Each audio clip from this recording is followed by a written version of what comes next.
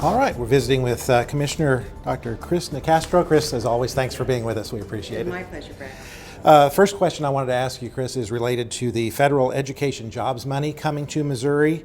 And tell us about that and how you're recommending school districts handle that money.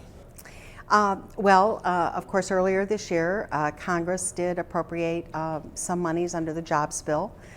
That money is designed to go to local school districts to assist in this current difficult budget time.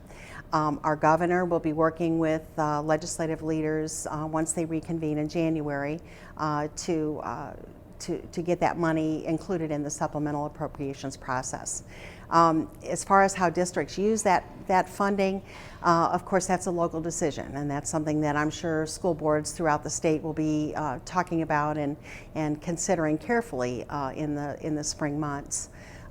There's no question that while this is a difficult budget year, we know next year is going to be as well. So I'm sure that local school boards will be considering that expenditure carefully as they plan for fiscal 12. Mm-hmm. But you're recommending that districts might use that in fiscal year 12 to help with the budget situation that we know is coming in that year. Is that right? Well, it's certainly not up to me. As I said, it's a local board and superintendent decision how they spend their funds. I have cautioned superintendents to be very conservative in their use of all funds. I think that they need to be very, very much aware of the fact that the stimulus funds that are supporting the formula and other funding streams this year are not going to be here for fiscal 12. So they need to be very mindful of that as they plan. This money, though, it's not going to be enough to really deal with the budget situation we're facing, is it? Well, it certainly doesn't equal what we have in stimulus funds right now. It's certainly helpful, but it's not going to be sufficient to make up the difference. Chris, the DESE recently conducted a survey of school districts regarding their budget situations and how many are making cuts and where those cuts are and so forth. Can you give us an overview of that? Sure.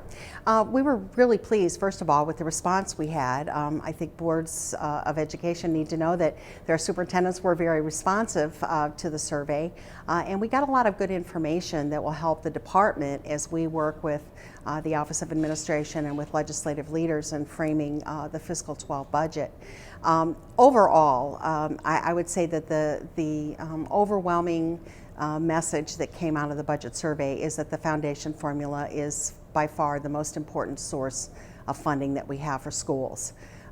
This is the same result we had last year. I think everyone understands that there are going to have to be cuts made, and certainly we could all argue about this program or that program, but the one thing that everyone seems to agree on is that the foundation program is exactly that. It's foundational, and that it gives districts the most flexibility in determining what their local needs are.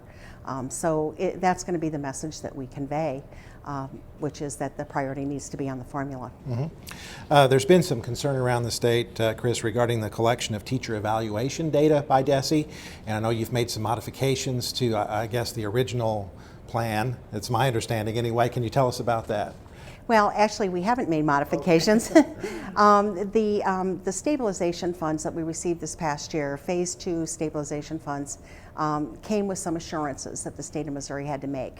One of those was that we would start reporting teacher and principal evaluation data in the aggregate starting in next year, starting by September of 2011. What we did this year, starting late spring, early summer, was we put out some templates and a system to test the system. We've never collected this kind of data before, so we needed to get some screens out there for districts to react to and for people to start reporting this data so that we can make adjustments and get the system right before we actually have to start reporting it to the feds. That system included an individual screen that collected individual teacher and principal evaluation data. That is designed and always has been designed to be a template for school districts.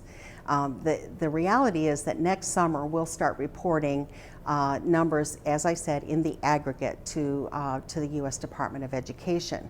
However, local school districts are going to be subject to federal audit, and what we've seen happening throughout the stabilization fund process is that while we get audited at the department level, individual districts have also been audited in terms of their record keeping and their backup data.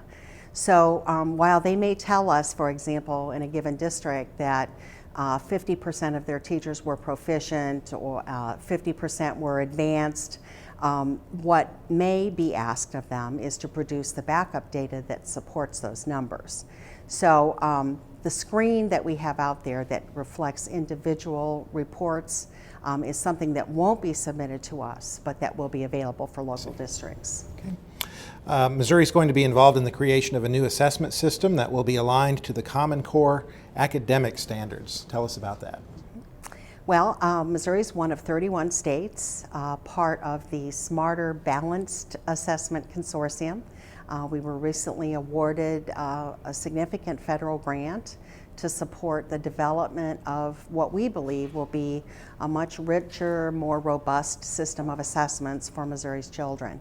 What this is going to allow us to do, I think most importantly, is to not only develop the assessments and make sure that our end-of-year assessments are aligned with the Common Core standards, but to develop formative assessments that will really help teachers and principals and other school personnel drive instructional improvement. We've known for a long time that MAP tests, end of course tests, give us a good measure of how kids have done during that school year. Sadly, by the time we get the results, it's too late to do anything about it.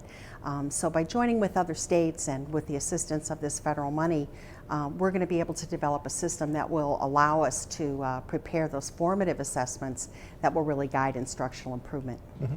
As you know, Chris, public education seems to be under the microscope at the moment. We have this film that's been released, Waiting for Superman. NBC has been sponsoring this Education Nation event, and there's some other things going on as well. What's your reaction to all this attention that public education is getting? Is it a good thing? Well, I haven't had a chance to see the film yet. Based on what I've seen, I think I might have a few issues with some of the points that are made in the film. I have to believe that any attention that we can get to the public education topic and agenda in our country is a good thing.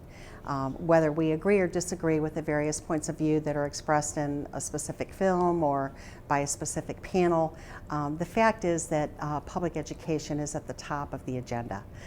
It's at the top of everyone's list of things to think about and talk about.